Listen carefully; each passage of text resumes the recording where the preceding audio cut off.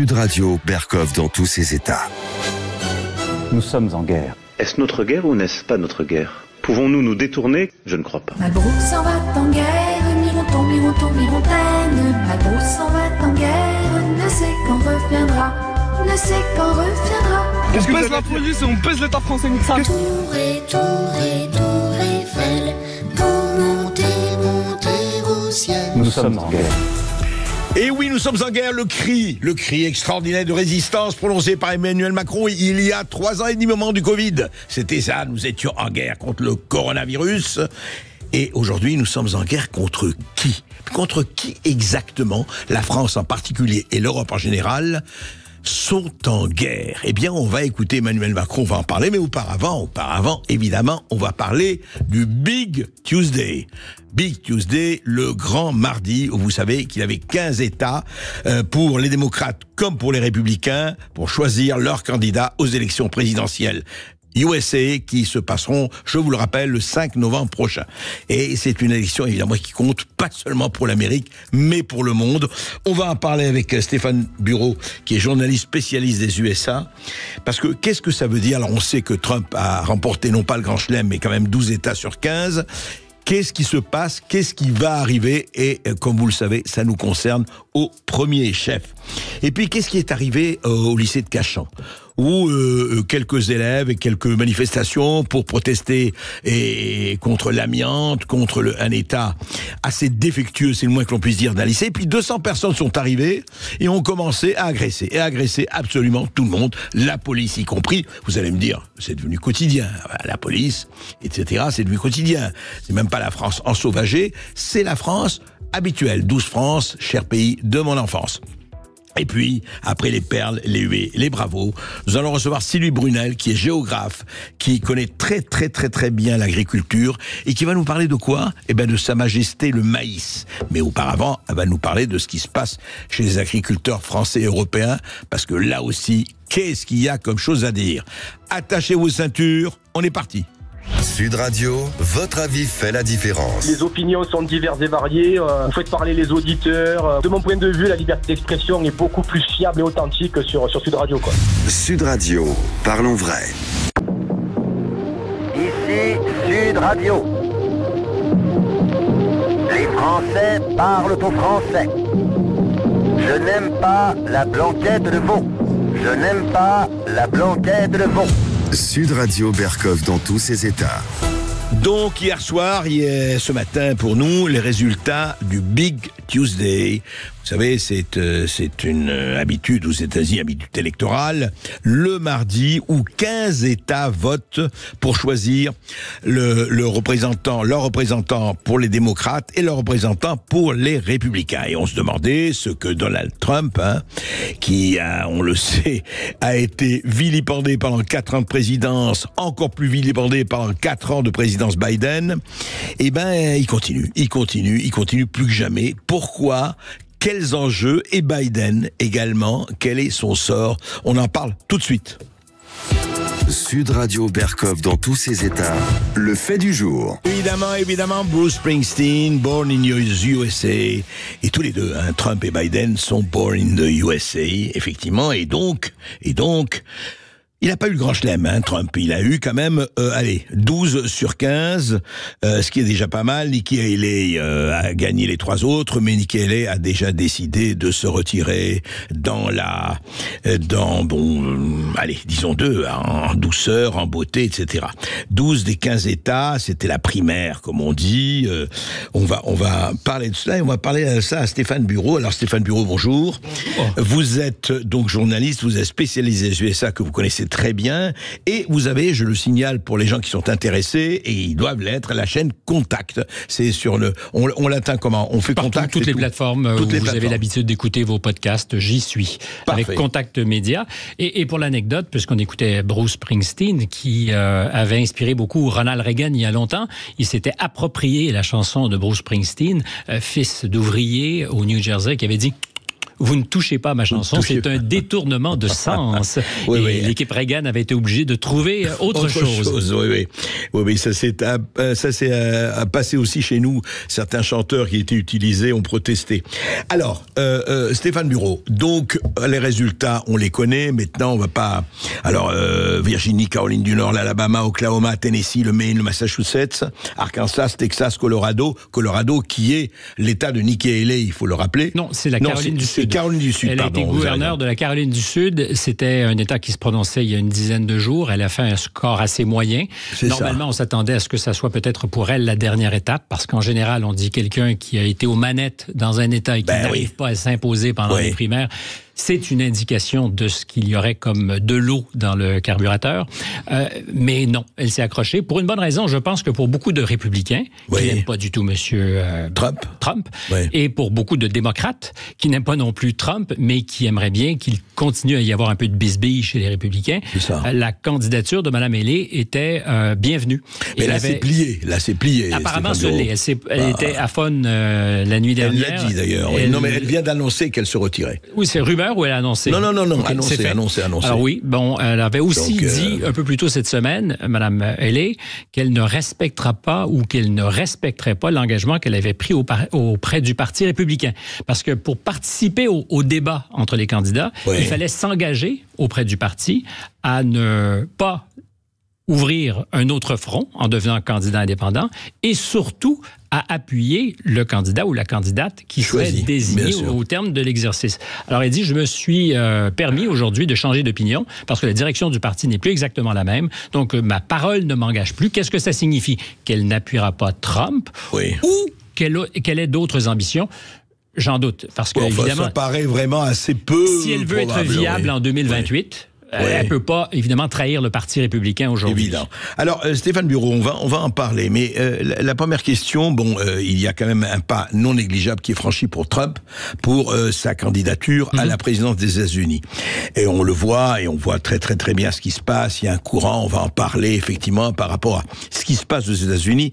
Et je voudrais que vous rappeliez très rapidement le décor, parce que ce qui se passe au niveau de l'immigration, on a bien vu les précisions d'Elon Musk, par exemple, le patron de X, sur l'extraordinaire des centaines de milliers d'immigrants qui arrivent, et lui dit on va en faire des électeurs pour les prochaines, ou en tout cas pour celles d'après, économiquement, etc. Est-ce qu'aujourd'hui on peut dire, sans faire de pronostic, on n'est pas là pour ça, qu'il y a un vent, en tout cas, peut-être aussi favorable à Trump que 2016, alors que ce n'est plus, on n'est plus en 2016, on est 8 ans plus tard. Est-ce que la situation économique, politique, immigrationniste, sociale, etc. des États-Unis, aujourd'hui, elle se présente comment par rapport aux prochaines élections? Alors, beaucoup de questions dans votre énoncé, cher André. Je commencerai par dire que les conditions sont peut-être plus favorables pour M. Trump qu'elles ne l'étaient en 2016, parce qu'au départ, personne ne croyait à la candidature de M. Trump. Et je rappellerai que quelques heures avant les élections, on était tous convaincus, enfin, beaucoup de gens étaient convaincus que Mme Clinton allait l'emporter. On se rappelle les physionomies pendant la nuit des élections. Ce fut une longue nuit, et du côté démocrate, on n'était pas particulièrement souriant. Je pense que même M. Trump a été un peu surpris par cette victoire. Alors aujourd'hui, j'ose croire qu'on connaît mieux le personnage et qu'on fait attention, qu'on fait gaffe avant d'annoncer qu'il serait cuit. Parce qu'on a fait la même chose en 2022, aux élections de mi-mandat, où certains des candidats vedettes qui l'appuyaient n'ont pas réussi à se faire élire, et on disait, ça y est, c'est justement plié pour l'affaire Trump. Il est sorti de façon inélégante en janvier 2021. Aux élections de mi-mandat, ça fonctionne pas tellement pour lui. Ça n'a pas été l'échec qu'on a décrit. Mais on ne sentait pas que la magie, si vous me pardonnez l'expression, était au rendez-vous. Et aujourd'hui? Et il se trouve qu'aujourd'hui, il est en pleine ascension, et plus on lui accroche des casseroles, mieux ça semble être pour lui, parce que ces histoires devant les tribunaux, vous en parliez, c'est à ce jour que du carburant pour M. Trump. À chaque accusation, une augmentation de ses appuis dans les sondages. Et il faut voir que pendant les... Alors, vous allez me trouver un peu lourd avec mon explication, mais pendant les 600 jours où il a fait campagne, grosso modo, en 2016 et 2020, 600 jours, il y a 5 fois où on a pu voir dans la somme quotidienne et moyenne des sondages qu'il était vu comme un possible gagnant aux élections présidentielles. 5 fois seulement. C'est-à-dire qu'il était toujours sous-estimé. Depuis le mois de novembre dernier, ces mêmes sondages, on parle toujours des moyennes, espèce d'agrégat des sondages. Depuis novembre 2023. Depuis novembre 2023, on parle de 135 jours. Je pense qu'il n'y a pas une journée où Biden, sur la moyenne des sondages, on s'entend, a été en avance. Donc, il y a comme une tendance qui se dessine. Et la martingale pour M. Trump en ce moment, c'est en fait de ne pas perdre d'appui. Et à ce jour, il n'en perd pas. En 2020, il y avait quand même 11 millions d'électeurs de plus qu'en 2016 qui votaient pour lui. Le New York Times nous disait en fin de semaine que 97% de ceux qui ont voté pour lui en 2020 vont continuer à l'appuyer. Chez les démocrates, c'est 83% qui ont appuyé M. Biden et qui veulent l'appuyer aux prochaines élections. Donc, sa base, elle est très solide. Et la martingale gagnante, pour lui, c'est de faire en sorte que les électeurs de M. Biden le quittent tranquillement ou que cette base... Biden pour éventuellement... Et à la frange, on le voit, la question de Gaza, elle est clivante. Est-ce qu'elle est clivante pour la majorité des démocrates? La réponse, c'est non. Mais pour une petite frange, elle est devenue... Qui peut basculer. Oui, mais qui a commencé à basculer. Oui, mais ils ne basculeront pas pour Trump. Non, mais leur abstention, c'est ce que je dis. Si la base de Trump, elle, ne bouge pas et que celle de M. Biden s'effrite, c'est ça la martingale. C'est pas plus compliqué. C'est pas davantage d'électeurs qui seront convaincus de M. Trump, parce qu'il est très, très, très clivant. Il n'y a aucun doute là-dessus. Mais M. Biden, en ce moment, sur sa gauche, c'est nouveau. On n'a jamais imaginé que la question palestinienne puisse peser dans le processus électoral aux États-Unis. Même de façon minoritaire, mais enfin, elle existe. Mais au Michigan, la semaine dernière, je rappelle pour vos auditeurs qu'il y a 100 000 électeurs démocrates convaincus qui ont choisi de ne pas cocher la case à côté du nom de M. Biden, qui se disent « uncommitted », non commis. Et ces gens-là, il y a peu de chances qu'en novembre prochain, ils sont prêts à saboter la campagne de leur candidat, de leur parti, parce qu'ils estiment être trahis sur la question de Gaza. Mais après, est-ce que c'est ça qui va jouer surtout? Probablement pas. Mais moi, je voudrais revenir à ça. Alors, OK, il y a une martingale qui joue, vous avez tout à fait raison, en faveur de Trump. Mais est-ce qu'il peut être aujourd'hui, nous sommes début mars 2024, les élections, je le rappelle, sont le 5 novembre, est-ce qu'il peut aujourd'hui être encore empêché ou rendu inéligible, malgré les jugements de la Cour suprême, on va en reparler, pour des raisons de procédure économique. Vous savez on l'a condamné à 375 millions de dollars à 450 avec les intérêts. Voilà, exactement. Et qui compte. C'est bien. Vous avez raison, faut pas oublier les intérêts. Non mais donc on va pas rentrer dans les détails de cela, mais est-ce qu'on peut à l'heure actuelle, du point de vue juridique, économique, l'empêcher de se présenter parce que il aura été convaincu de malversation ou autre? Réponse courte, non. Il ne pourra pas être estimé, jugé inéligible. La Cour suprême a tranché. Et c'était d'ailleurs sur à peu près aucune des affaires qui le préoccupent devant les tribunaux. C'est en raison de cet article 3 du 14e amendement qui fait que des propos séditieux, d'incitation à la violence, peuvent ou devraient faire en sorte l'histoire du Capitole du 6 janvier. Exactement.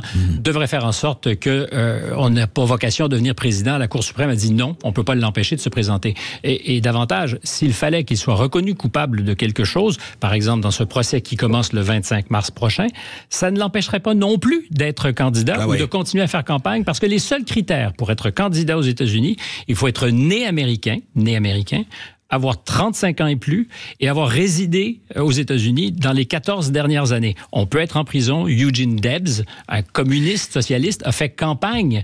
Même en étant en prison. Mais attendez, si la Cour suprême, quand même, n'avait pas à 9-0 en disant il peut être éligible, à supposer que la Cour suprême, c'est juste, est-ce que vous voulez dire qu'il n'y a pas une clause qui, un candidat jugé, encore une fois, coupable, je ne sais pas, d'abus de biens sociaux, de vol, autres. Non, ça n'existe pas. Non. Donc, aujourd'hui, à l'heure actuelle, Trump peut se présenter, va se présenter. Oui, la question, c'est est-ce qu'il pourrait être reconnu coupable de quelque chose, d'un crime pour lequel le juge le mettrait en tôle maintenant et refuserait, parce qu'il ira en appel, refuserait de le laisser en liberté pendant l'appel. Je pense que de ce point de vue, il y a certains qui y croyaient, mais les procès qui auraient pu amener à ce genre de... Doit-on parler d'excès? J'en sais rien. Ces procès ne pourront probablement pas commencer ou se conclure à tout le moins avant les élections de novembre prochain. Alors, Stéphane Bureau, on va parler de Biden. Effectivement, Biden, tout le monde voit, enfin, on ne veut pas être ni méchant ni rien, mais enfin, tout le monde constate, y compris chez les démocrates les plus résolus, que M. Biden n'est pas dans la santé la plus extraordinaire et dans la lucidité la plus extraordinaire. On le voit chaque fois qu'il passe quelque part en conférence de presse ou autre.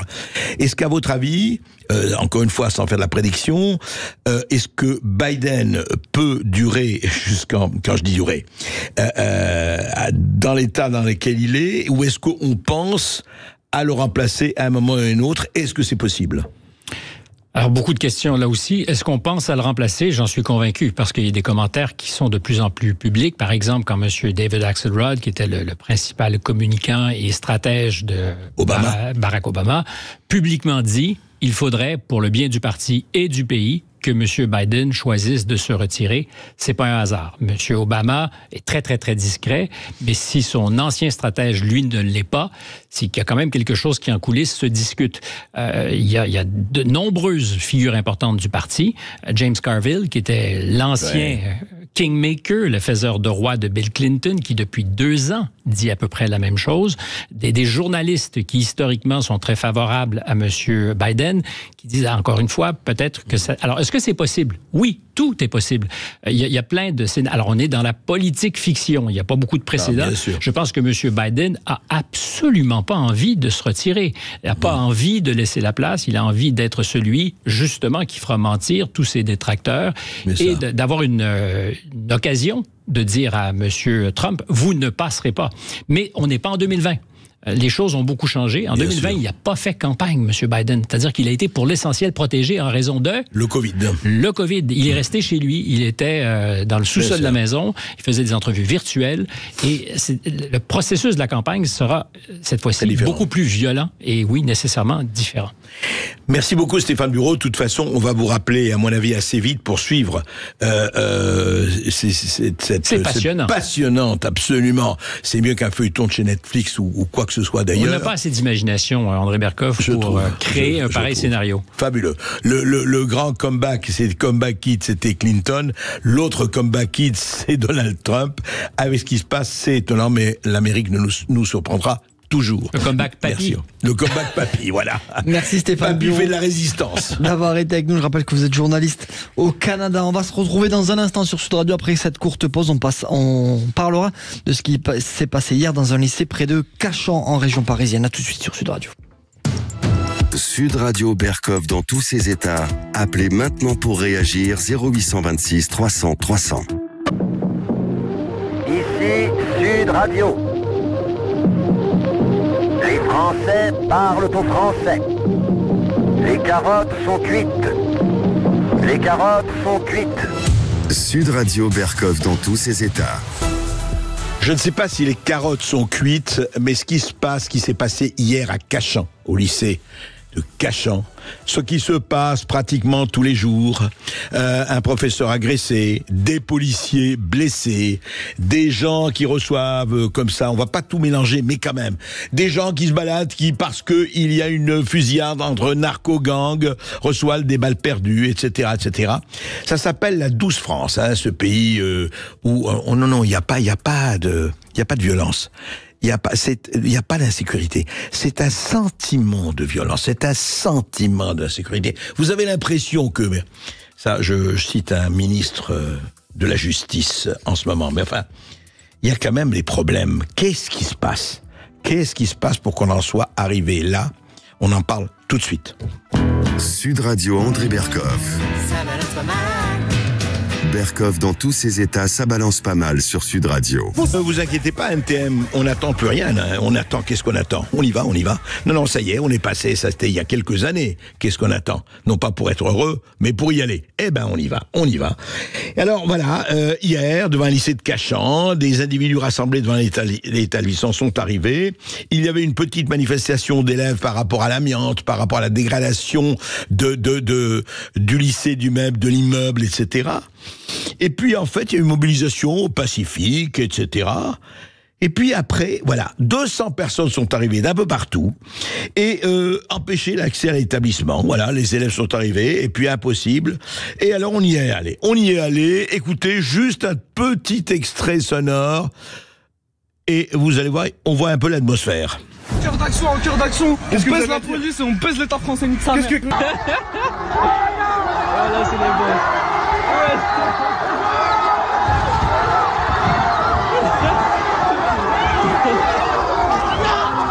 Alors, voilà, quelques personnes encagoulées, vous avez entendu, on baise la police, on baise l'État français, et voilà, et il y a eu une interpellation, etc., le sac caillassé, l'incendie, il y a eu un début d'incendie, mais ça a été maîtrisé, une policière a été blessée au niveau du bras, voilà.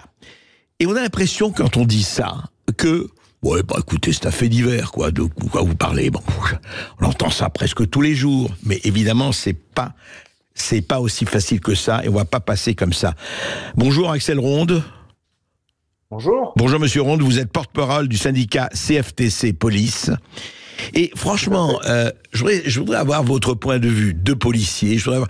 Au fond, on a l'impression aujourd'hui que c'est une espèce, et s'il n'y avait pas des morts ou des blessés ou des gens estropiés à vie ou des dégradations ou des incendies, que ça devient une espèce de, allez, évidemment, j'exagère un peu, une espèce de jeu vidéo. Voilà, pratiquement tous les jours, hein, un professeur agressé rue de la Rapée en France ou quai de la Rapée, et puis un peu partout. Et puis on a l'impression que voilà, alors on vient, on condamne, le préfet de police dit que c'est pas possible, on vient condamner, on vient dire ça ne se renouvellera pas. Non, on prendra toutes les mesures qui s'imposent, mais où sont les mesures? Et Axel Ronde, où elles s'imposent? Elle s'impose parce qu'on a certains jeunes qui sont complètement déconnectés des réalités, qui vivent dans une violence inouïe. Ils nous le disent quand on arrive à leur parler seul à seul. Ils nous disent réellement qu'ils sont dans le rapport de force et qui finalement ils ne comprennent pas. Ils attendent une réponse que ce soit de la justice, que ce soit de la police ou même de l'éducation nationale. Ils se retrouvent finalement dans la toute-puissance et ils se sentent impunis et donc ils continuent finalement comme dans un jeu vidéo, comme vous le dites bien, à continuer puisque il n'y a pas de règles vraiment dans les jeux vidéo, mais dans la vraie vie pour eux aussi ils sont complètement déconnectés. Mais alors c'est extraordinaire, justement vous dites impunité, déconnecté, mais dites-moi. Très franchement, Axel Ronde, Monsieur Ronde, est-ce que ce n'est pas nous qui sommes déconnectés de la réalité? Quand je dis nous, un certain nombre de, je ne dis pas seulement les princes qui nous gouvernent, c'est pas nouveau, ça fait des années et des années. Encore une fois, il n'y a pas de parti pris politique là-dedans. Mais on a l'impression que mais c'est nous, qui sont déconnectés, qui disent oui, bon écoutez, ça se passe comme ça, parce que s'il n'y avait pas cette impunité, s'il y avait un peu plus de sanctions, s'il y avait un peu plus d'autorité, s'il y avait un peu plus de tout ça, on a l'impression que peut-être ça se passerait autrement. Bien évidemment, on sait très bien que quand on arrête une personne, un jeune aussi, s'il avait une réponse, une sanction, il ne recommencerait plus. Mais le problématique, c'est qu'on arrête ces personnes 10, 15, 20, 30 fois, donc ils sont connus, archi connus, malheureusement, ils attendent la sanction. Comme il n'y a pas de sanction, ils continuent. Ils se disent, pourquoi finalement je continuerai pas puisque j'ai rien. Donc oui, effectivement, notre société n'a peut-être pas compris l'évolution de ce sentiment de délinquance qu'ils ont en eux, finalement, de cette violence qu'ils ont en eux et qui s'exprime finalement. On ne les arrête pas, donc ça continue. Hier, il y a eu donc à Cachan 2 fonctionnaires qui ont été blessés, dont une policière assez gravement. Et on a retourné un véhicule, on a lancé des cocktails Molotov. Je rappelle quand même que les cocktails Molotov, c'est considéré comme une arme de guerre. On pourrait, oui, tout à fait, c'est classifié comme ça. On pourrait ouvrir le feu. Donc vous imaginez qu'on a affaire à des individus, à des jeunes qui sont complètement inconscients et qui finalement s'attaquent à nous, mais un jour ou l'autre, il risque d'y avoir des dérapages. Et après, on va encore accuser les policiers finalement de mal faire leur travail, d'être des cow-boys, alors que nous sommes confrontés à des situations violentes, et j'ai envie de vous dire quasiment tous les jours. C'est quotidien des fonctionnaires de police un petit peu partout. Je rappelle qu'il y a quand même plus de 10 000 fonctionnaires de police qui sont blessés chaque année. Bien sûr. C'est énorme. Mais est-ce qu'il n'y a pas un problème, Axel Ronde, justement? Je voudrais te poser la question. On a reçu un tweet d'un tweetos, et qui dit ceci. À propos de Cachan, des centaines de jeunes racailles se sont livrés à de graves affrontements avec les forces de l'ordre. Résultat, une interpellation. Quand des paysans essayent d'entrer pacifiquement à Rungis, ça fait 91 interpellations. À se demander, alors là c'est ironique ce qu'il dit, à se demander si effectivement la police française ne serait pas un brin raciste. C'est entre guillemets, hein, ça c'est ironique. Mais effectivement, cette espèce de deux poids deux mesures, on se rappelle le salon de l'agriculture, et franchement les agriculteurs, on peut dire beaucoup de choses, peut-être qu'ils ont fait de l'excès, mais rien à voir avec les gens qui attaquent à Cachan ou ailleurs. Et c'est quoi ? On fait une interpellation, on fait des interpellations, mais comme vous dites, après, rien ne se passe. C'est-à-dire, c'est deux poids, deux mesures, en fait. Alors, tout dépendra parce que c'est pas le même contexte. Bon, avec les agriculteurs, ça s'est quand même très bien passé, hein, malgré tout. Hein. Ouais. Maintenant, on avait les forces présentes sur place. Hein. Il y avait des compagnies de CRS, des gendarmes mobiles qui étaient préparés à cela. Là, on a une poussée de violence instantanée et on n'a pas les effectifs nécessaires, effectivement, pour aller à l'interpellation. Il faut quand même beaucoup de fonctionnaires de police pour interpeller, mais il faut aussi avoir les capacités au niveau des autobus pour mettre les interpellés là-dedans. Hein. Ça s'appelle les TCP, hein. Ce sont des transports. Et il n'y a pas les moyens, aujourd'hui, il n'y a pas les moyens, Axel Ronde. Aujourd'hui, vous n'avez pas les moyens, par exemple, quelque chose comme Cachan avec, je ne sais pas, une centaine de personnes, je ne sais pas combien ils étaient exactement. Est-ce que aujourd'hui, la police a les moyens de dire, bon, écoutez, ces gens-là, on les interpelle tous, et puis on verra, enfin tous, en tout cas, un certain nombre. Est-ce que on a les moyens aujourd'hui ou ils n'existent pas, très franchement? Alors on a des moyens au niveau des enquêteurs, puisque si la commune a la vidéoprotection, on va pouvoir voir qui c'est les personnes qui ont commis des délits, hein, et on va pouvoir les identifier et les interpeller, hein, comme il y a pu y avoir pendant les émeutes, hein, puisque on en interpelle encore aujourd'hui, hein, des personnes qui ont été identifiées, hein, grâce justement à ces vidéoprotections. D'ailleurs, je comprends toujours pas que certaines communes refusent d'avoir des vidéoprotections, alors même que pour nous enquêteurs, ça nous, on a certaines communes refusent encore. Pardon, c'est intéressant ce que vous dites. Certaines communes refusent encore d'avoir de la vidéoprotection. Oui, par le dogmatisme. Hein. Certaines personnes, certaines communes disent que ça appartient à l'État et c'est à l'État de mettre en place ces installations, ce qu'on peut être compréhensible. Mais là, dans tous les cas, la loi elle est comme ça, donc c'est à eux. Ils peuvent avoir des aides aussi de l'État pour pouvoir mettre en place dans leur commune ces vidéoprotections, surtout des grosses communes où on sait qu'il y a souvent de la délinquance. Donc c'est un petit peu dommage de se passer de cet outil parce que nous, ça nous permet. Alors, c'est pas de la prévention, mais c'est après, on peut interpeller les personnes en amont et aussi on peut retrouver ces individus et les remettre à la justice. Après, c'est à la justice de faire son travail, mais malheureusement, on sait très bien que la justice elle-même est sinistrée dans notre pays, qu'elle est en difficulté. Oui, c'est ça. Alors, difficulté partout, mais justement, Monsieur Ronde, moi, ce qui me frappe, et je ne suis pas le seul, c'est qu'on a l'impression à chaque fois de raconter la même histoire. Évidemment, c'est pas une histoire facile pour nous. On est là, on est loin. Personnellement, on ne connaît pas ça dans le quotidien, mais beaucoup de gens, et vous le savez mieux que moi, que ce soit à Marseille, à Lyon, ailleurs, dans n'importe quelle ville, ils ont cette espèce de peur au ventre par rapport, même pas à une agression qu'ils ont subie, mais par rapport à cette espèce d'atmosphère. Mais ça veut dire que, au fond, est-ce qu'on est déjà très franchement, je vous demande, dans l'acceptation de dire, écoutez, c'est comme ça, il faut s'habituer à vivre avec ça. Est-ce que ce n'est pas ça, peut-être, le plus dangereux? S'habituer. Oui, effectivement, on sait très bien que ces situations-là, on s'y habitue, on se dit finalement, pour l'instant, dans notre petite zone, on est dans notre zone de confort, on est tranquille, ça finalement c'est à côté, mais on voit bien que de plus en plus, ça touche un peu tout le monde, hein. On voit tous les faits divers, hein, et nous, on les voit dans les commissariats, les plaintes que les personnes déposent, ce sont souvent des agressions gratuites, hein. C'est une explosion des agressions gratuites dans la rue, et ça touche absolument tout le monde, et ça peut toucher tout le monde, et maintenant dans tout le territoire national. Avant, c'était vraiment concentré dans les villes, hein, dans les grandes villes. Maintenant, c'est des petites villes et certains même villages. Donc oui, ça touche l'ensemble du territoire national et on a un gros problème avec cela, avec cette violence qui est décuplée par rapport aussi aux produits stupéfiants, parce que les gens ces jeunes aussi prennent beaucoup de produits stupéfiants et se sentent encore plus invincibles et basculent réellement dans la violence avec des coups de couteau, avec l'utilisation d'armes à feu, puisque on sait très bien qu'il y a beaucoup d'armes qui reviennent d'Ukraine, hein, où on a armé les Ukrainiens et c'est malheureusement la mafia récupère ces armes et nous les redistribue dans certains quartiers. Donc on se retrouve avec des armes de guerre dans les mains de petits gamins 16 à 20 ans. Donc ça, c'est terrible et on voit bien tout ce que ça emmène, tout ce que ça engendre, les morts, les blessés, dans les particuliers qui reçoivent des balles perdues dans les domiciles. Ça, c'est vraiment très inquiétant. On n'avait pas connu ça il y a 10 ans, il n'y avait jamais eu des histoires comme ça. Là, on est vraiment de plus en plus avec des zones de guerre finalement, puisque c'est dans les zones de guerre qu'il y a ces balles perdues et ça nous inquiète énormément. Ça, c'est certain parce que ça peut toucher monsieur tout le monde.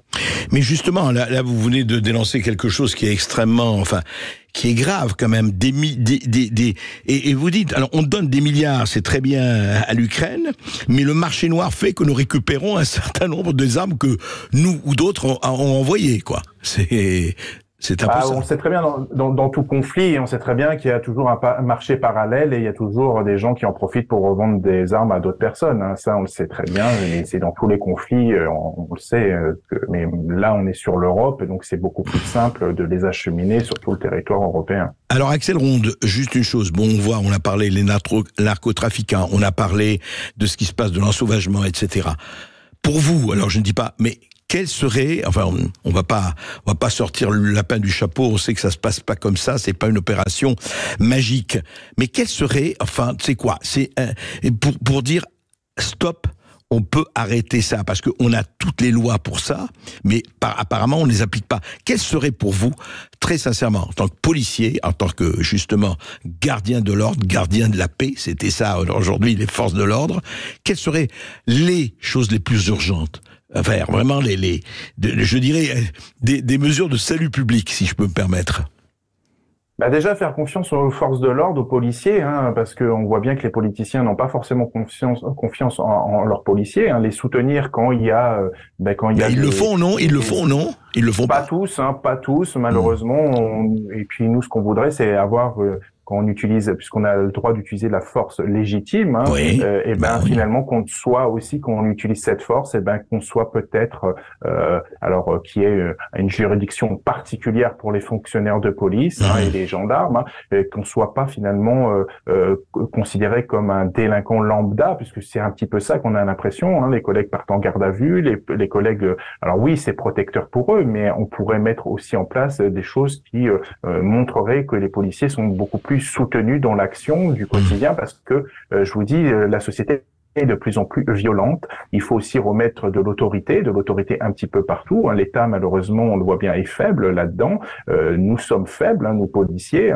On peut pas utiliser finalement les techniques d'intervention. Elles sont toujours décriées. Quand on utilise un lanceur de balles de défense, on nous accuse de voir éborgner quelqu'un. Quand on utilise ce qui est arrivé, mais malheureusement, quand on utilise la force, on sait très bien qu'il y aura forcément des dégâts. C'est pas anodin d'utiliser la force. Nous-mêmes, on n'en a pas spécialement envie. On préférerait une société totalement apaisée, mais malheureusement, on sait très bien que on sera obligé de passer par là. D'ailleurs, on entend ici ou là des appels à ce que ce soit l'armée qui rétablisse l'ordre dans certaines zones, mais c'est complètement utopique. De toute façon, nous avons les capacités, nous fonctionnaires de police et gendarmes, à ramener l'ordre. Maintenant, encore une fois... Oui, sauf qu'on ne vous en donne pas les moyens, pardon. Vous n'en donnez pas les moyens, parce que vous dites vous avez les capacités. Sûrement, vous avez les capacités potentiellement. Sauf que, et vous-même vous dites, tout ce que vous avez dit, Monsieur Ronde, vous avez dit vous-même, ça s'ensauvage de plus en plus, ils ont de plus en plus ce sentiment d'impunité, et de plus en plus, il dit, il y a no limits. Donc, ça sert à quoi que vous ayez les potentiellement, puisque potentiellement vous les avez, mais du point de vue incarné et activement vous les avez pas? Parce que en fait, c'est une société où on n'accepte peut-être pas forcément que les fonctionnaires de police utilisent la violence légitime. C'est ça le débat. On l'a bien vu pendant les émeutes, quand on a envoyé le raid sur place et qu'ils ont été accusés d'avoir commis des exactions. Mais bon, quand on envoie des forces particulières, il faut pas s'étonner. Quand il y a un rétablissement de l'ordre, il faut appeler ça un chat un chat. Il y avait des émeutes, et on peut utiliser aussi encore une fois l'armement qui nous est nous avons. La violence légitime. La violence légitime. Alors, c'est pas une partie de plaisir, mais quand vous avez des gens qui ont leur domicile attaqué, qui sont des boutiques pillées, qu'on brûle un petit peu tout, on se retrouve dans une situation chaotique. Et qui c'est qui doit ramener l'ordre? C'est nous. Mais encore une fois, comme on ne nous fait pas forcément confiance et comme on a un petit peu peur qu'il y a des dérapages et des bavures, comme on appelle, cela, faut pas se mentir. Donc le politique aussi a peur de ça. Donc il faut juguler tout ceci. Maintenant aussi, il faut aussi apporter une réponse éducative, parce que c'est pas tout le répressif. Il faut aussi mettre le paquet sur l'éducation, sur les valeurs, parce qu'on a supprimé un petit peu tout ce qui est valeurs. Ces personnes-là sont complètement déracinées, puisqu'on voit bien qu'ils insultent l'État français, alors même qu'ils sont français, et que c'est l'État qui les forme, cette jeunesse. Et ça, c'est un petit peu dommage qu'ils ne comprennent pas ça. Il va falloir peut-être expliquer dans les établissements scolaires l'unité de la France, la laïcité. Vaste programme, et vous avez raison, il faut en parler.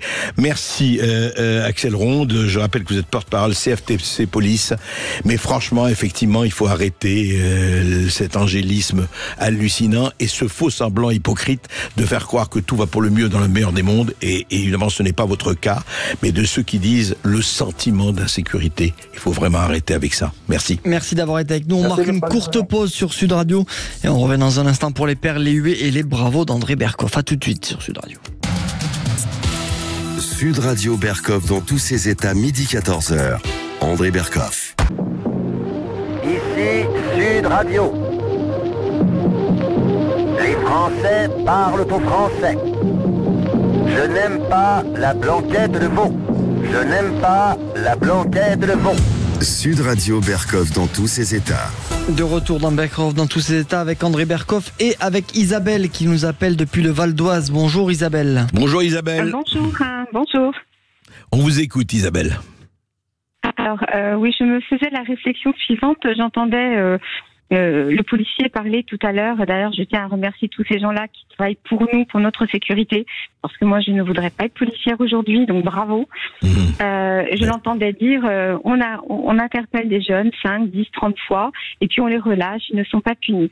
Alors que parce que bien souvent les tribunaux ne peuvent plus assurer le traitement des dossiers, il y a trop de travail. Mais si on jugeait correctement le jeune dès la première, deuxième fois, les tribunaux auraient 10, 20, 30 fois moins de travail. Donc il faut être très ferme dès le départ. Et comme les enfants, il faut reprendre leur éducation très tôt. Dès qu'ils vrillent, il faut les reprendre en main. Isabelle, ça s'appelle la tolérance zéro. Certains l'ont appliqué à New York, ici, etc. Sauf que c'est pas bien vu, la tolérance zéro. Vous êtes tout de suite accolé à je ne dirais pas à la droite d'Adolf Hitler, mais pas loin. Vous voyez, on dit comment, mais vous êtes beaucoup trop, vous êtes effectivement autoritaire, vous voulez... Le problème intéressant, c'est qu'on vit dans une société sans sanction. Or, moi je veux bien, mais comme disait, vous savez, quelqu'un, que messieurs les assassins commencent, ou même que messieurs les délinquants commencent. Tout le problème est là, Isabelle, c'est qu'il n'y a pas d'équilibre entre effectivement la responsabilité et la sanction. Vous croyez pas ? Oui, tout à fait. Après, je pense que ça dépend aussi de l'âge des délinquants.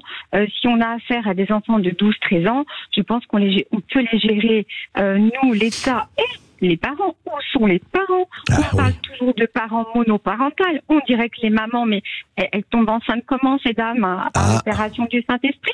Non. Et ça s'appelle l'opération de la CAF. Non, je suis un peu méchant. Mais je suis d'accord avec vous. Et franchement, moi, dans la rue, récemment, j'ai été agressée par un jeune. Je conduisais, je n'avais pas voulu le laisser passer sur la droite parce que, comme tout le monde, je faisais la queue pour passer. Donc, il n'était pas heureux, ce jeune homme, 25-26 ans quand même. Oui. Et alors, qu'est-ce qu'il a fait ? Il m'a dépassé par la gauche à un moment donné. Il y avait un feu qui était vert. Il s'est arrêté, il est sorti de sa voiture, pas sûr il était très net, mais bon, il m'a dit c'est toi qui fais la loi, qu'est-ce que vous voulez que je réponde ? Ben oui, c'est bien le problème. Et la question, Isabelle, c'est qui fait la loi et qui surtout applique la loi. C'est pas à vous de l'appliquer, bien sûr. C'est pas à nous. Mais j'ai mis ma vie en danger peut-être ce jour-là. Est-ce qu'il n'avait pas une arme dans sa boîte à gants comme disait le policier tout à l'heure ? Bien sûr. Eh ben c'est tout le problème qui est posé. C'est tout le problème, encore une fois, de savoir si on détourne les yeux, on tend la joue gauche, la joue droite, ou je ne sais pas, la jambe gauche ou la jambe droite. Qu'est-ce qu'on fait ? That is the question.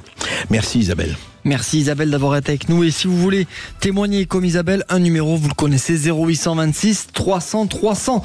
On marque une courte pause sur Sud Radio. Et on revient après les infos de 13h. À tout de suite. Sud Radio. Sud Radio. Parlons vrai. Parlons vrai. Sud Radio. Parlons vrai.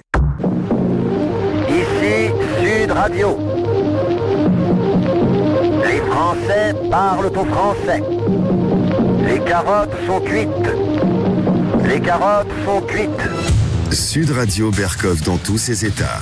Ah, cette affiche des Jeux Olympiques de 2024. Cette affiche, elle a fait couler beaucoup de salive et beaucoup d'encre. Oui.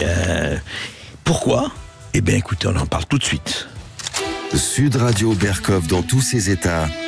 Les perles du jour. Tout le monde est beau, tout le monde il est gentil. Effectivement, c'est le fameux film de Jean-Yann, magnifique. Si vous l'avez pas vu, il date d'il y a au moins 40 à 50 ans, mais c'est sur la radio et les médias et ça reste extrêmement d'actualité, ce film de Jean-Yann.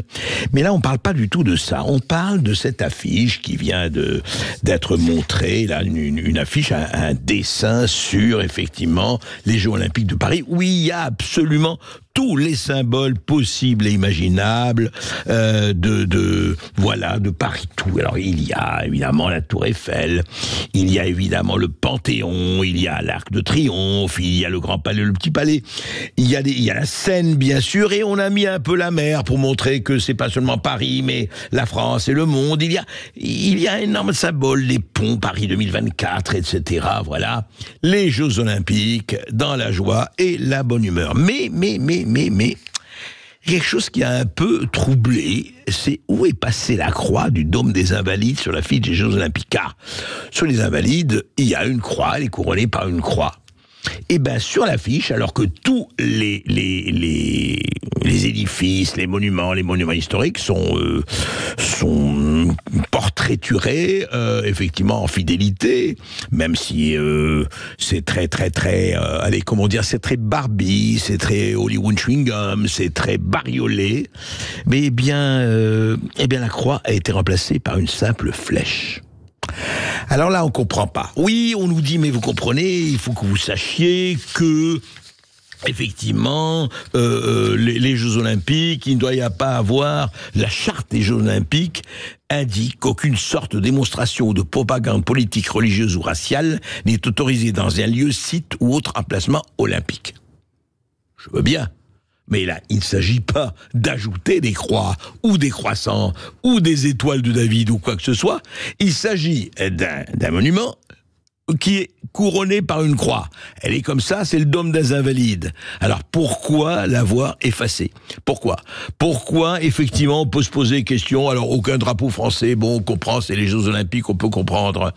Mais là, encore une fois, il y a quelque chose quand même qui est tout à fait étonnant. C'est vrai que on pourrait peut-être mettre un petit drapeau français, parce que encore on pourrait faire croire que Paris est en France. Oui, c'est emmerdant, Paris pourrait être ailleurs, c'est vrai, mais bon, on aurait pu garder. Mais c'est surtout ça, c'est transformer quand même le Dôme des Invalides. Ah non, mais la croix, ça n'existe pas. C'est quoi la croix ? Ah non, c'est une atteinte à la laïcité. Attendez, là, ça va plus, c'est plus la neutralité, là. Là, c'est une intention. C'est toujours un peu embêtant, ces intentions. Franchement, ne pas avoir la pudeur élémentaire d'être ce que nous sommes. C'est comme si, effectivement, on faisait les Olympiques en Arabie Saoudite et on ne parle pas de la Mecque et de la Kaaba. Mais ça veut dire quoi ? Ça veut dire, qu'est-ce que c'est que cette espèce de pudeur, je dirais de pudeur masochiste, à ne pas être ce que nous sommes ? Ne me dites pas que l'effacement de la croix par une flèche et l'intention aussi, il n'y a pas eu de discussion là-dessus, mais non, c'est pas la peine. La croix, non, c'est pas la peine. Vous savez, c'est ça qui est le plus terrible. Cette espèce d'abandon doux.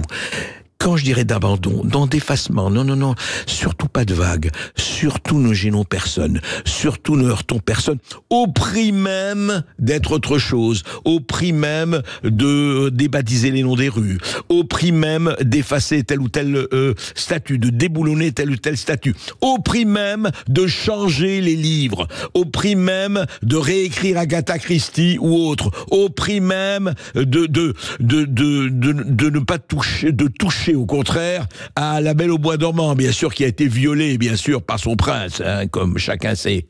Écoutez, franchement, que le woke arrête de nous emmerder et que le woke échappe aux Jeux Olympiques. Les Jeux Olympiques, ce n'est pas les Jeux Olympiques de la cancel et du woke. Que cela soit clair, s'il vous plaît. Et arrêtez de faire n'importe quoi au nom des sentiments, parce que l'enfer est pavé de bonnes intentions. Sud Radio Berkov dans tous ses états. Le face-à-face. 13h08 sur Sud Radio, on vous présente ce face-à-face aujourd'hui. André Berkov, vous recevez Sylvie Brunel, la géographe, qui vient nous voir pour son livre Sa Majesté le Maïs aux éditions du Rocher. Bonjour Sylvie Brunel. Bonjour à tous les deux. Sylvie Brunel, alors effectivement, on a toujours plaisir à la recevoir. Elle fait des livres, elle fait des livres passionnants sur l'agriculture, sur la terre. Je rappelle quand même, elle est non seulement écrivain, géographe, elle a été ancienne présidente d'Action contre la faim, elle a été professeure de géographie à la Sorbonne, elle a écrit énormément de livres sur la sécurité alimentaire, le développement durable, etc. Traduite partout. Sylvie Brunel, c'est la Marie Curie de l'environnement. Non, de l'agriculture. Ah, de l'alimentaire, j'ai dit alimentaire, mon cher Watson. Okay. Alors, Sa Majesté le Maïs. Alors, Sylvie Brunel, évidemment, on vient de sortir et on a eu du salon de l'agriculture et on a vu tout ce qui s'est passé, les manifestations, les protestations, on va faire ceci, on va faire cela. Certains disent c'est très bien, on est satisfait, d'autres pas du tout, ils continuent le combat.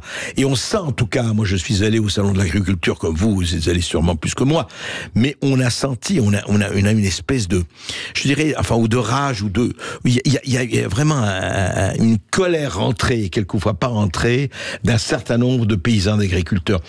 Quelle est votre analyse de ce qui se passe en ce moment? Pas seulement en France, mais dans toute l'Europe. Alors, ça fait des années que les agriculteurs disent on manque de respect, les gens ne nous respectent plus, ils ne reconnaissent plus notre travail, notre rémunération est insuffisante, la concurrence est déloyale. Donc, il y a eu cette colère qui s'est manifestée d'abord avec les JA, vous savez, qui ont renversé les panneaux. On marche sur la tête. On marche sur la tête. Il y a eu la grande manifestation viticole de Narbonne le 25 novembre dernier, parce que les agriculteurs disaient arrêtez la concurrence terrible, on s'en sort plus. Et on peut dire que le gouvernement, non seulement Gabriel Attal, mais tous les ministres, Le Maire, Fesneau, Béchu, se sont mobilisés pour dire aux agriculteurs, nous vous avons entendus. Et je vous ai compris. Exactement. Et ils ont d'ailleurs répété tout ce que les agriculteurs reprochaient, cette tracasserie incroyable sur le plan de l'administration, cette difficulté à investir, à faire des bâtiments, à travailler au quotidien, cette difficulté à transmettre aussi. Et puis les normes. Voilà, le fait que des satellites les surveillent, ce sont les nouveaux fichiers A de la société, les agriculteurs. Ils ont l'impression que plus ils en font, plus on leur en demande, que quand ils ouvrent certains médias, quand les enfants reviennent de l'école, on dit vous êtes des pollueurs, vous êtes des empoisonneurs, et qu'on les renvoie toujours au passé ou à des circuits courts, qui ont toute leur place bien sûr, mais il faut nourrir le monde. Et cette Europe, eh bien, on dirait qu'elle a oublié à quel point nous venons de la faim. Après la Seconde Guerre mondiale, l'Europe a eu faim. Il a fallu faire la politique agricole commune. Elle a permis d'augmenter la production agricole de l'Europe en baissant le prix de la nourriture pour les agriculteurs. Et d'un seul coup, le prix de la nourriture pour les consommateurs, mais aussi malheureusement pour les agriculteurs. Bon, lapsus. Et en fait, on a l'impression qu'aujourd'hui, elle dit à ses agriculteurs, soyez excellents, soyez parfaits, mais on va acheter ailleurs. Et c'est ce qui se passe aujourd'hui. Et les agriculteurs... Libre-échange, Mercosur, etc. Exactement. Et les agriculteurs français disent, écoutez, nous on ne peut plus continuer comme ça. Il y a un risque. Le risque, c'est de désagriculturiser la France comme on l'a désindustrialisée. Sur l'énergie, vous êtes revenu au principe de réalité, vous vous êtes rendu compte que c'était un peu ennuyeux de fermer les centrales, etc., qu'il fallait qu'on ait de l'énergie accessible sans dépendre du gaz de Poutine ou de celui d'ailleurs de Biden aujourd'hui, peut-être de Trump demain. Oui. Et sur l'agriculture, il faut garder une agriculture forte en France parce que ce sont nos paysages, notre gastronomie, notre énergie renouvelable, parce que c'est aussi l'énergie, les paysans, une alimentation à la fois de quantité, parce que la France fait encore partie, même si elle dérape, des rares pays qui détiennent l'arme alimentaire. Absolument. Et de qualité, parce qu'il y a aussi tout un ensemble de gastronomie absolument fabuleuse que les touristes adorent. Si la France est la première terre d'accueil des touristes au monde, c'est bien aussi grâce à ça, à l'excellence de ses paysages et de sa gastronomie. Et l'art de vivre à la française, c'est aussi l'art de manger à la française. Exactement. L'art de consommer. Et ces agriculteurs, en plus, comme ils occupent les territoires, ils créent une biodiversité nourricière, ils captent le dioxyde de carbone, donc les gaz à effet de serre, ils sont vraiment totalement essentiels dans les plans climat. Qu'est-ce qui leur arrive aujourd'hui?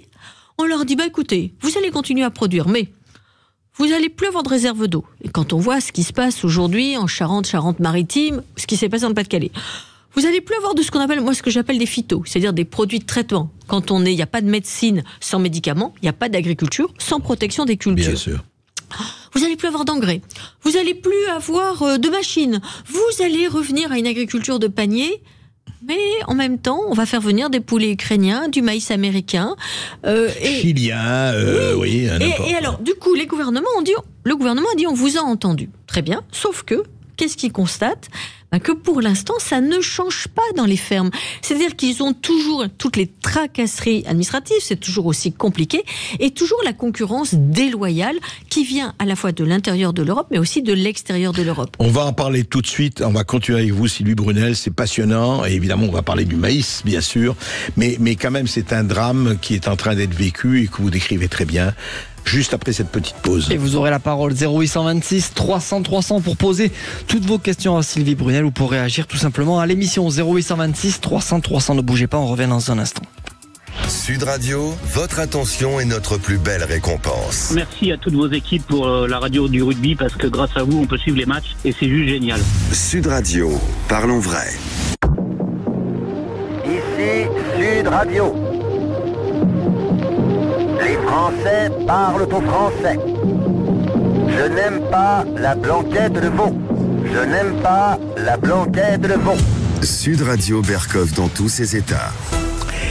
Eh bien, le maïs dans tous ses états. On va reparler avec Sylvie Brunel de ce maïs, de sa majesté, le maïs. Et vous allez voir, c'est extrêmement le comprimé chauffé à blanc de ce qui se passe dans l'agriculture en général. Et là, c'est un point précis. Mais Sylvie Brunel, auparavant, on parlait, vous faisiez un très bon portrait, très fidèle de ce qui se passe actuellement dans le malaise, non pas de la salvisation, mais le malaise dans l'agriculture. Et au fond, on a l'impression, alors vous décrivez, on en a parlé, beaucoup d'agriculteurs en ont parlé, mais vous le décrivez de façon très claire, et on a l'impression, on dit oui, on vous écoute, on va, mais c'est quoi? C'est en fait, très franchement, c'est l'Europe qui décide, c'est la Commission européenne qui décide maintenant.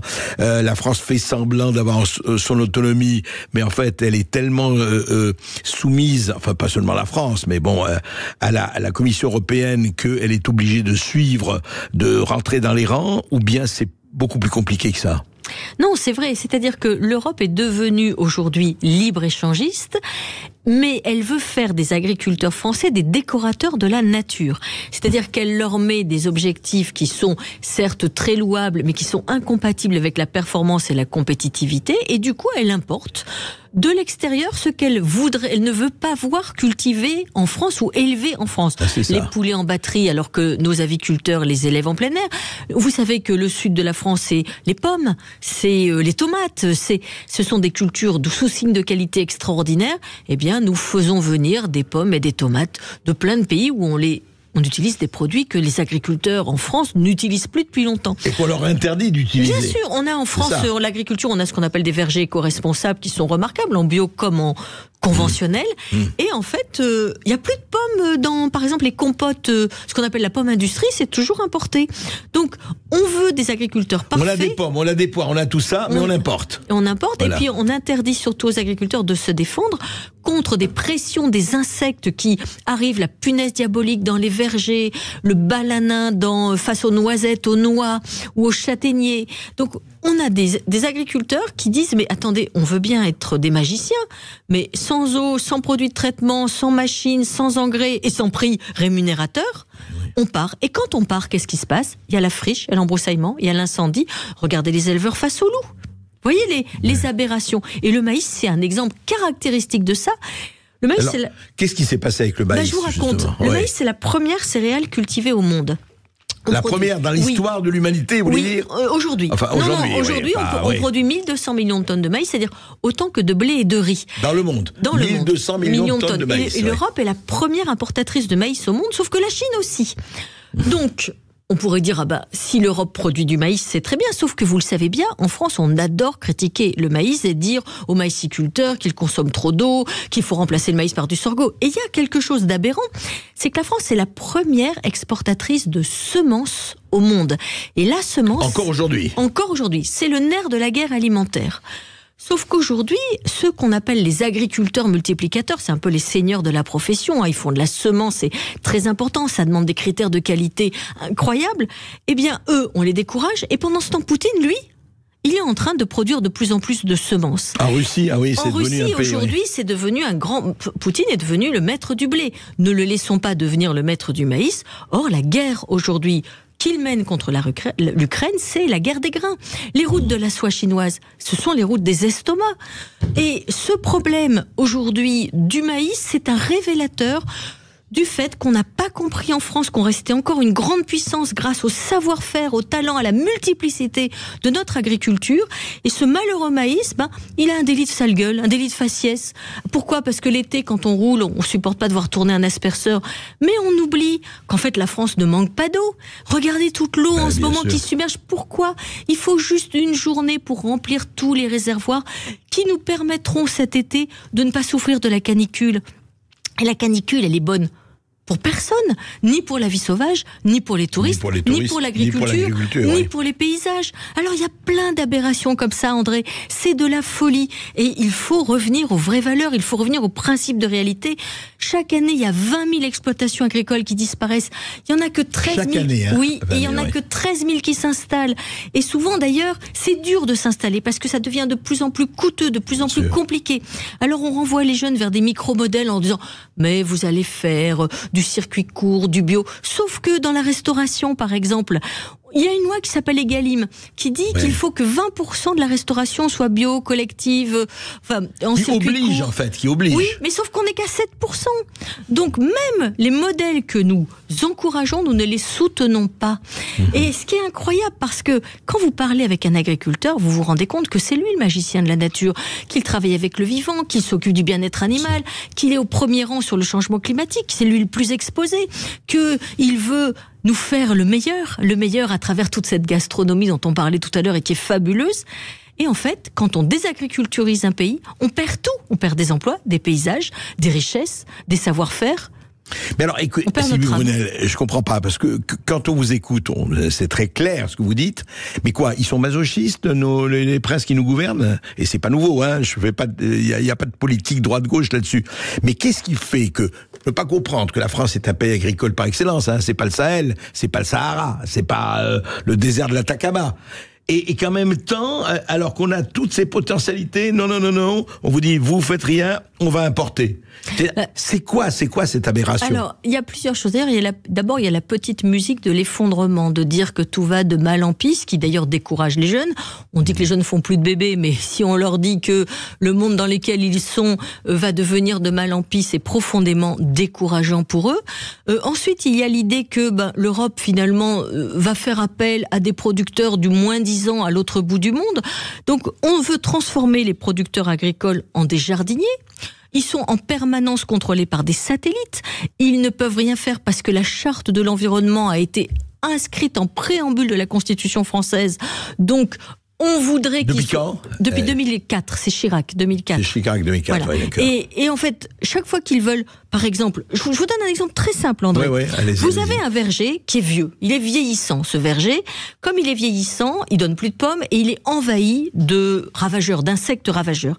Il faut le couper parce que sinon, vous allez abîmer les vergers voisins. Vous le coupez, vous faites une jachère fleurie.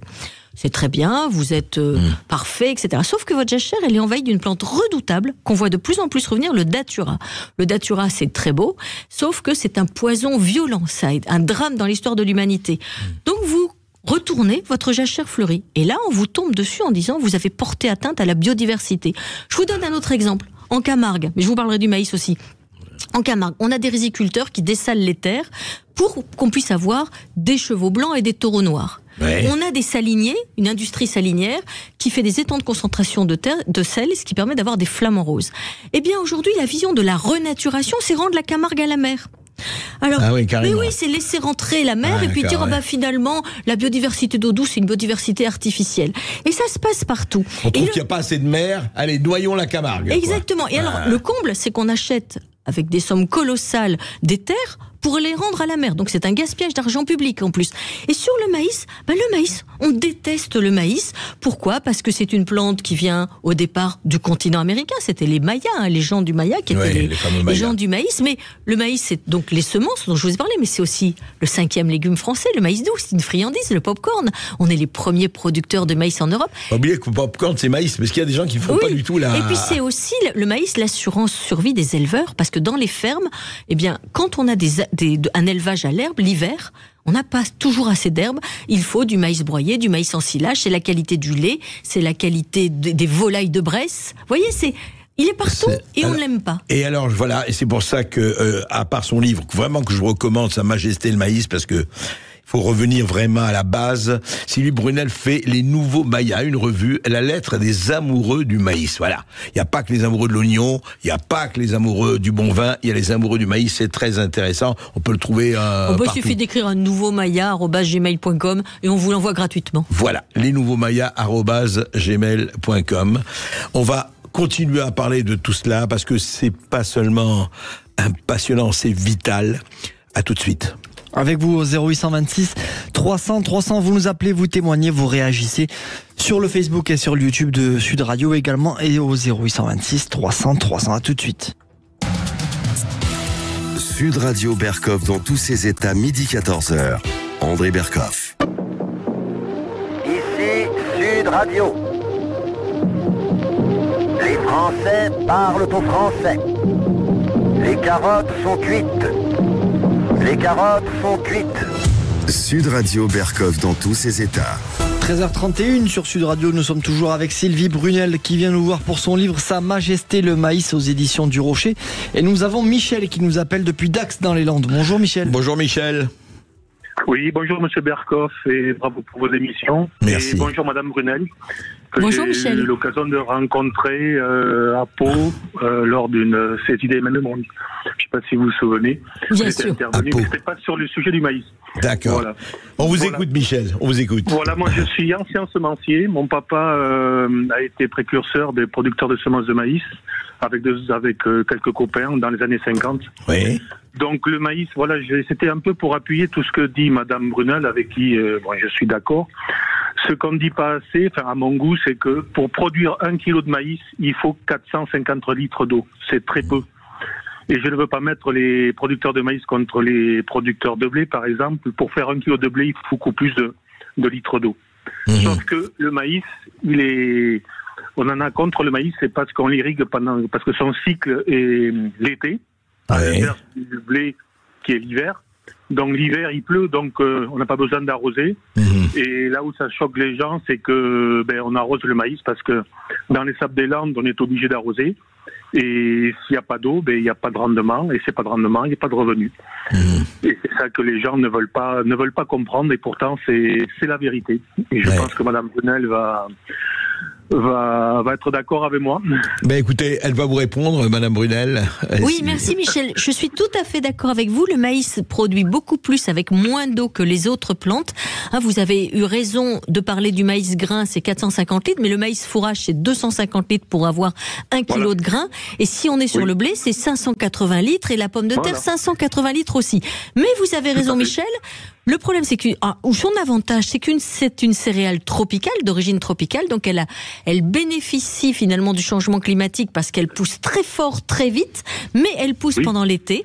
Alors, il n'y a que 1/4 de la sole de maïs qui est irriguée en France. Par exemple, le maïs fourrage l'est jamais, mais on en a besoin pour les semences, pour le maïs doux, pour le maïs popcorn.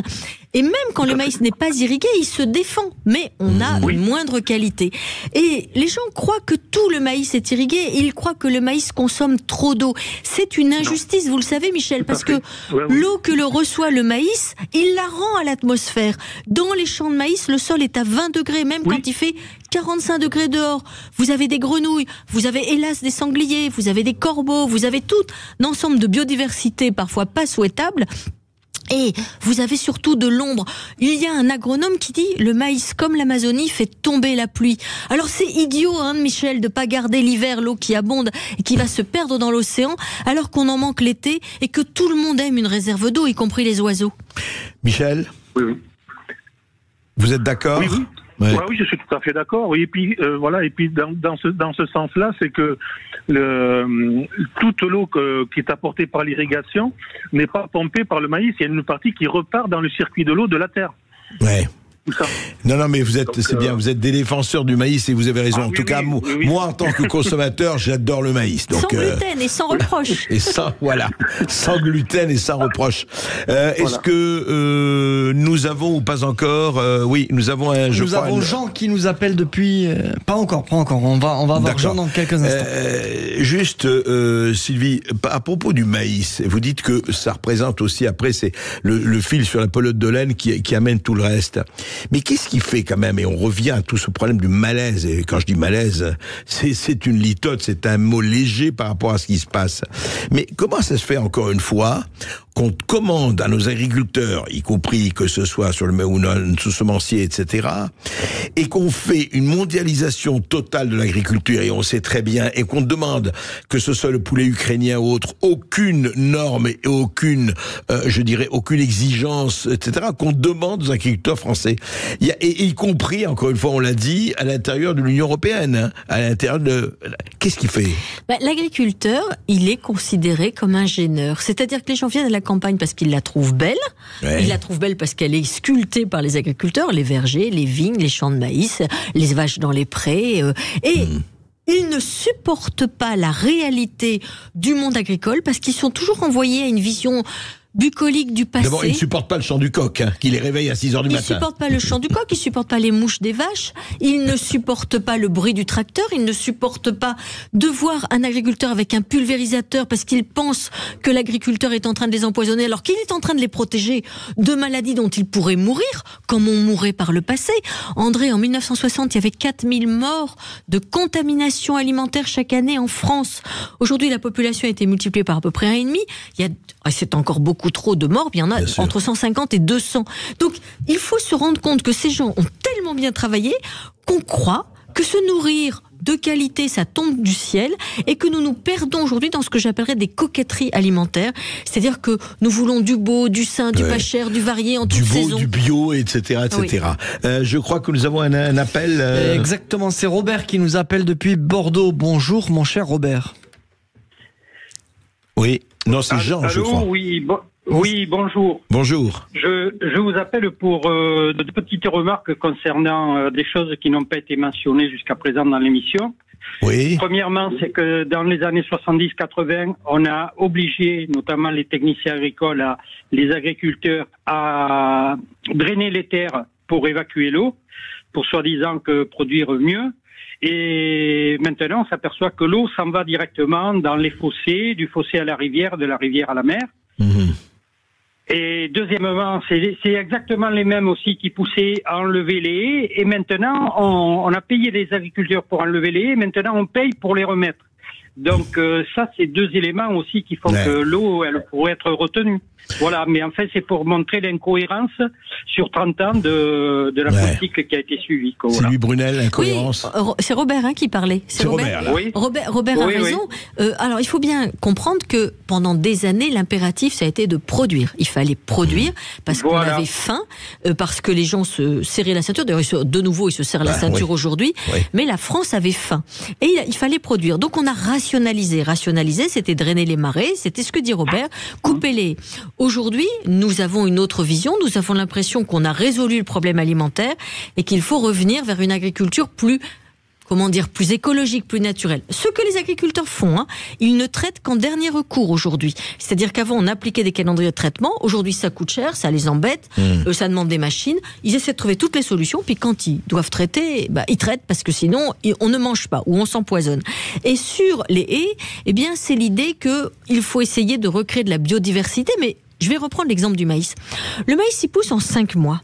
Pendant les 8 mois qui restent les 7 mois qui restent les 7 mois, sur la parcelle, vous pouvez faire tout un tas d'autres cultures. On peut faire d'autres cultures. Mais bien sûr, les pièges à nitrate, culture à valorisation énergétique, etc.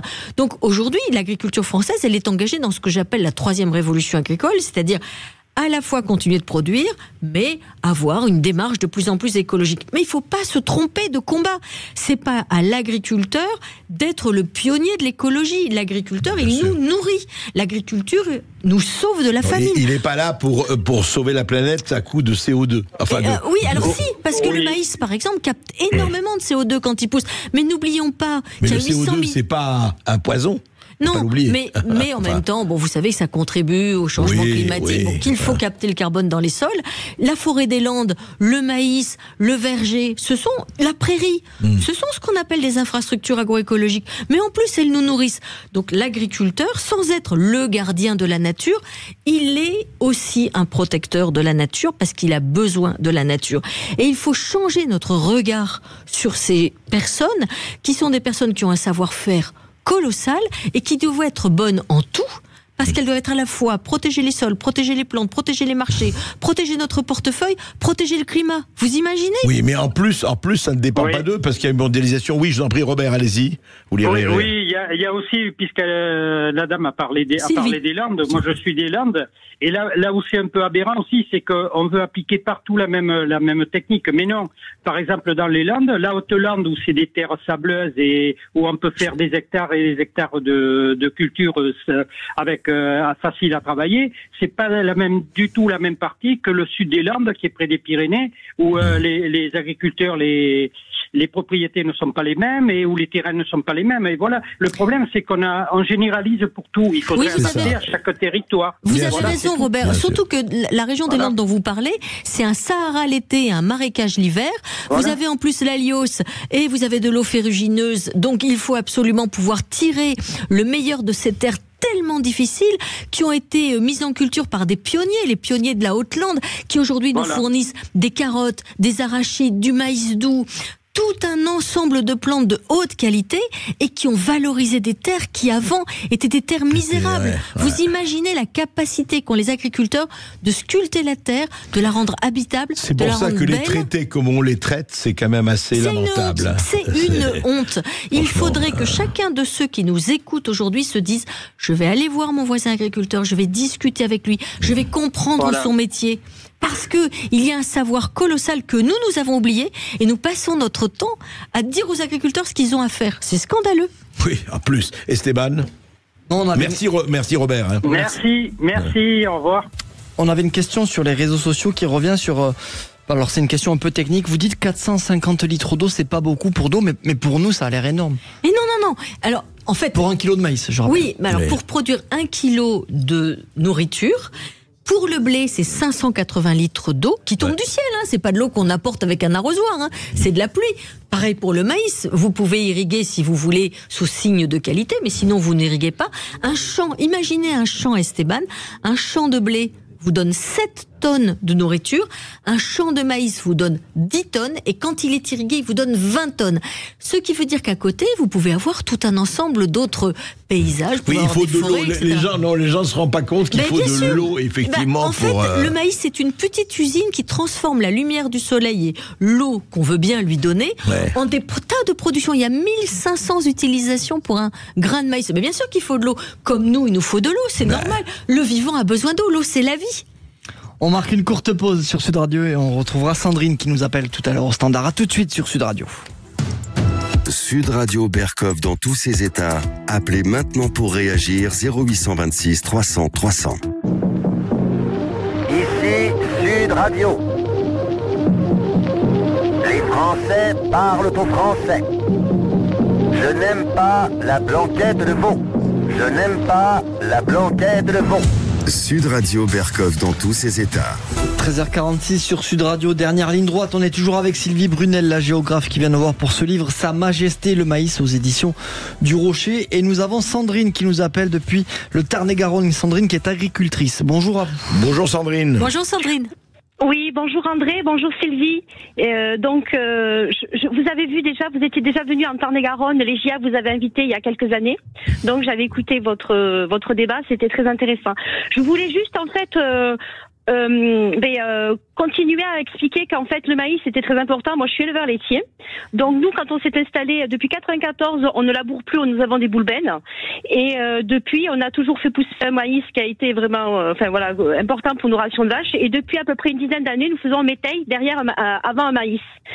Et franchement, il y a 2 ans quand il y a eu la sécheresse, derrière comme on dit, parce qu'on arrose nos parcelles de maïs, en fait l'eau est réutilisée dans le sol, puisque derrière on a pu on a joué le jeu, on a implanté un régras derrière, et fait qu'on a un régras, c'est de l'herbe. Ouais, c'est de l'herbe. Ah oui, un régras derrière le maïs, et on a pu, parce qu'effectivement ces parcelles-là avaient été, on va dire arrosées. Et après on nourrit, voilà. Ouais. Et à ce moment-là aussi, il faut dire que nous on régule nos irrigations, on ne met pas de l'eau comme ça à tout vent. On sait très bien que quand il y a du vent d'autant, ça sert à rien, je veux dire, à un moment donné d'arroser, parce qu'on fait une perte d'eau, voilà, et ça part directement dans les fossés.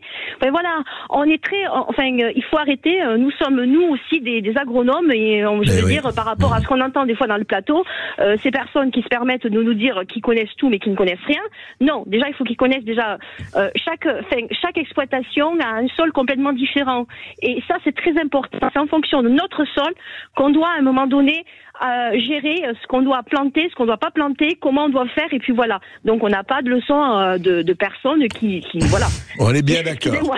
On est bien d'accord, Sandrine. Merci Sandrine, merci, c'est super. Merci d'expliquer de façon si claire aux auditeurs de Sud Radio à quel point un agriculteur connaît chaque parcelle, chaque exposition, chaque sol, chaque condition météorologique, chaque besoin de ses vaches, et de dire que la qualité du lait vient aussi d'un bon maïs fait à la ferme. Eh oui. On a retrouvé Jean des Landes. On va être accusé de faire du lobbyisme landais aujourd'hui. Oui, c'est très bien, c'est très bien. Vive les Landes. Bonjour Jean. Oui, bonjour. Alors, moi, je voulais juste vous partager, pour essayer de mettre tout le monde d'accord, que nous avons mis au point une technique de culture qu'on a commencé à chercher depuis 2012, et aujourd'hui, elle est quand même assez au point. On n'a pas tout fait, on n'a pas tout compris, mais ça marche quand même très bien. Cette technique, alors, avant de définir la technique, je précise qu'elle a été validée par la MSA des Landes uniquement, qui fait qu'ils peuvent aider certains agriculteurs à acquérir cette technique. On est suivi par la Chambre d'agriculture, ce qui nous a permis d'être entendus par le ministère de l'Agriculture le 4 juillet dernier à Paris. Et c'est quoi votre technique alors voilà, donc c'est pour vous dire qu'elle ne sort pas d'un chapeau et que elle est vérifiée. On vous croit, on vous croit. Ouais. Oui, mais je précise, vous allez voir que ça décoiffe un peu. D'accord. Dans le sens où, au lieu de mettre, on sait bien que les produits de synthèse aujourd'hui ont des limites à leur utilisation, et on a des problèmes d'environnement, enfin tout ça, tout le monde sait par cœur, y compris bien sûr les gens qui l'utilisent, parce qu'ils ont aussi des problèmes par rapport à ça. Donc ça, c'est un fait. Alors la technique consiste en fait à informer de l'eau en lieu et place de la matière. Et on a un site internet qui est dédié, qui s'appelle biodynamiseurbotanique.fr, où là vous avez tous les témoignages, les appuis scientifiques avec différentes personnes. On a 8 scientifiques qui nous suivent sur le sujet. Donc ça, en fait, c'est un appareil qui permet d'informer l'eau d'une certaine manière, ce qui fait que la plante reprend son activité électrique maximale. Et quand une plante a une activité électrique maximale, eh bien, elle n'a plus besoin d'insecticides ni fongicides, parce qu'elle le gère elle-même. Et depuis 2022, on arrive même à mettre NPK, donc les engrais, les principaux, uniquement par information, sans mettre de matière. C'est un fichier web. Ce qui veut dire qu'aujourd'hui, on sait bien que le prix de l'azote est rendu entre 400 et 800 euros la tonne. Nous, ça coûte 0. Et on a les résultats sur les plantes. Donc, on a chaque année un symposium sur le sujet, en intégrant toutes les matières, les techniques alternatives. Il y a lieu tous les ans, le 23, 24 et 25 novembre. On fait ça avec des scientifiques également. Et on a un livre sur le sujet qui s'appelle Le champ secret des plantes aux éditions Rustica, que vous allez pouvoir trouver. Et vous avez vous-même une exploitation, vous-même? Vous avez une exploitation ou pas? Oui, absolument. Alors nous, on a une exploitation. Alors nous, on est aussi jardin botanique, donc on a pu tester notre technique sur à peu près 4680 plantes différentes. D'accord. Et on a aujourd'hui 60 entreprises qui fonctionnent exclusivement avec cette technique-là. D'accord. Bah écoutez, rappelez le titre. Le chant secret des plantes. Le chant secret des plantes. Sylvie, vous aviez entendu parler de cela ou... Alors non, j'ai trouvé ça très intéressant. Je dois dire que je suis très marquée ces dernières années par toute l'inventivité, la réflexion sur ce qu'on appelle la symbiose mycorhizienne, c'est-à-dire comment les plantes peuvent permettre avec les champignons de faire des sols en meilleure forme, comment on peut réfléchir à des techniques naturelles, comment on peut en fait, faire l'innovation est là. Oui, on parle même d'écologie chimique, c'est-à-dire les signaux que les plantes émettent entre elles pour se protéger contre leurs bioagresseurs. Mais il faut quand même le dire aussi, quand l'infestation est là, si vous ne traitez pas, vous n'avez pas de récolte. C'est-à-dire que c'est très bien en curatif, tout ce qu'on peut mettre en œuvre, mais on est confronté dans les vergers à la punaise diabolique, dans les champs de maïs, à la pyrale, à la sésamie, dans les tomates, la noctuelle, dans la noisette, le balanin.